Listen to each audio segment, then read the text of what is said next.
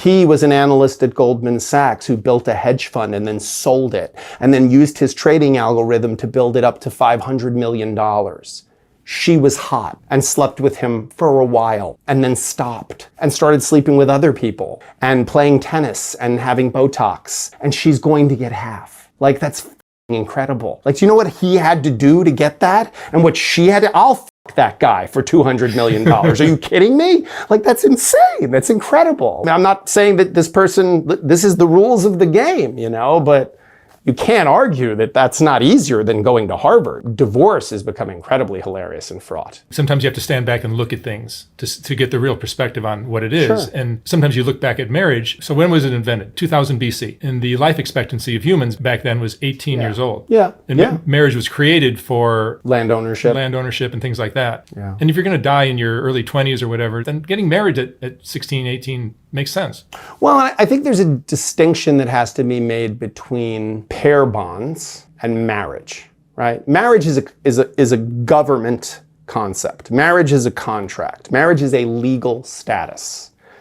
Pair bonds, right? Two people go in it together, saying, hey, there's 7.3 billion people in the world, and the two of us, we're gonna lock up together and we're gonna try to hold hands and get through this thing. What's interesting is, first of all marriages end. They end in death or divorce, but they all end. Like, every marriage ends. So it's one of the only things that you go, wow, I really hope this ends in us dying. Most things, that's not the desired outcome. But in marriage, you hope marriage will end in death. You hope that you will be together until one or both of you die. But all marriages end. But so, as a guy, as a provider, if you knew it was going to end and you were going to have to give away half your money, you might think twice about doing it. Well, I think that's what makes being a divorce lawyer interesting, is that it's a lot of what a court has to do is disregard what happened in the marriage. Because the truth is at the bottom of a bottomless pit.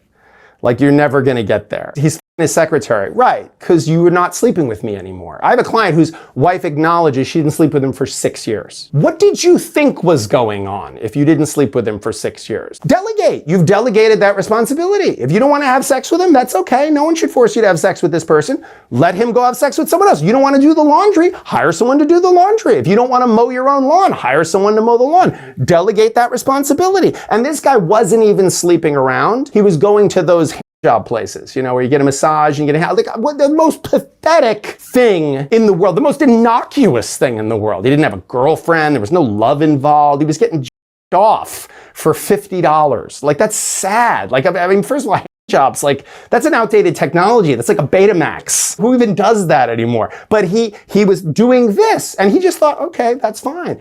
She had the indignation to say he shouldn't be a custodial parent. He's a terrible person because he's doing this. And it was like, wait, how is that much different than going to a strip club? How is that much more different? Because we just, he was like, well, should I deny it? And I was like, is it true? And he's like, well, yeah. I said, no, we should own it. Let's go in and say, yeah, you know what? Yeah, it's pathetic. It's really pathetic. My wife didn't sleep with me for 6 years, and I'm human, and I wanted to have sex still. I didn't want to blow up my life. I didn't want to screw up my kids and have my kids have divorced parents. So I thought, all right, she's clearly not interested in me anymore.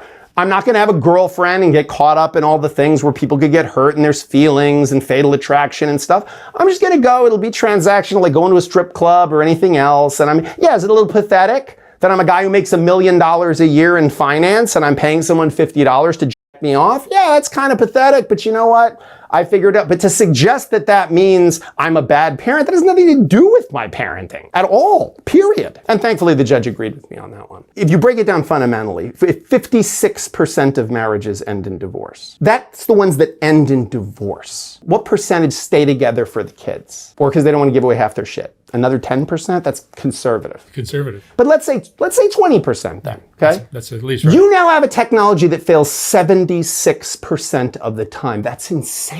That's insane. That's more likely than not. 76%. If I told you there's a 76% chance when you walk out the door today you're going to get hit in the head with a bowling ball, you would not go out, or you'd wear a helmet for sure. But people just continue to get married. Not only do they continue to get married, there's a presumption that you should get married. And if you don't get married, there's something wrong with you. If you've got a girlfriend and you've been with her for 5 years and you say to someone, we're getting married, they go, oh, that's great. They don't go, why? You're happy. Why would you get married? Like, everything's going fine. Why would you put yourself through that? Why would you run that risk? If you say to someone, we've been together 5 years and we've decided we're not going to get married. We're going to move in together, but we're not going to get married. Ooh, what's wrong? You have intimacy issues? What's your problem? Meanwhile, 56% end in divorce. It's literally fits the legal definition of negligence. Marriage is an inherently negligent activity. It's like owning a lion. Like the likelihood of someone getting hurt seriously by this is very, very high. No one ever says it to you. Because why? Because, I would say something, I've been doing this for over 20 years, and I still get misty-eyed at weddings. Like I still really, there's something in me that goes like, maybe it'll work out for these two. You still believe in love? Sweet. I absolutely believe in love. I think love is wonderful. But love and marriage have very little to do with each other. I don't think there's much of a correlation there. And I think that's where we got off track. Like I believe in pair bonds. I don't think I can learn everything I need to know about myself from myself. I think having someone around me who sees my blind spots, and that doesn't have to be a romantic partner. That could be a friend. That could be any number of things. But there is something wonderful about romantic connection. We know that. I mean, the other statistic is 56% of marriages end in divorce, but 84% of people who get divorced are remarried within 5 years of their divorce. Really? So think about that. So now you've done it and failed and felt the pain of the loss, and within 5 years, 84% are remarried.